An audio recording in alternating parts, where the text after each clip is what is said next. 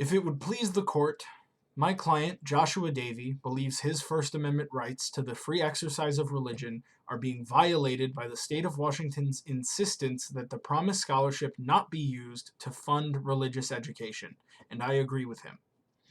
In 1993, in the case of the Church of Lukumi Babalu versus Hialeah, the court ruled that in situations of free exercise, the requirement is that the law be, quote, a neutral law of general applicability, end quote. This has been historically interpreted to mean that the law must not discriminate at face value. This application of the promised scholarship is clearly discriminatory against my client's rights to free exercise of his religion, and it is discriminatory at face value. The law makes a clear distinction saying that students like my client cannot employ this scholarship to pay for religious education. It is, however, okay for students to use the promised scholarship to pursue any education of secular nature that they desire. This distinction is clearly discriminatory, possibly not in intent when the law was written, but certainly in practice today. In addition, the law prohibits use of the scholarship for studies of theology without adequately defining what that means. Studying theology includes more than studying to become a member of the clergy.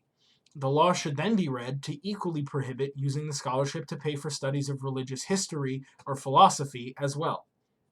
The state will argue that allocating funding for religious studies is an establishment issue with the First Amendment, and I do not believe that to be the case. The Promise Scholarship program is already so broad that one student or a fraction of students using the money awarded to pay for theological studies at accredited universities for whatever religion they personally study could not be seen as the state endorsing that religion in particular. The broadness of the program, however, is a double-edged sword. It shows that if it were to allow for all studies, secular and religious, to be included, it would not be an establishment issue. But in its current state, the program is so broad that intentionally prohibiting use of the money for religious studies is the most basic and open form of religious discrimination. It is placing financial burden on my client, making pursuing his degree in pastoral ministries more expensive than pursuing any secular degree.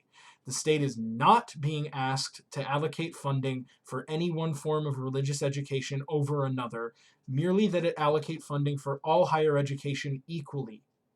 This fully avoids establishment of any one religion and makes a scholarship that is applicable equally to all students, religious or otherwise.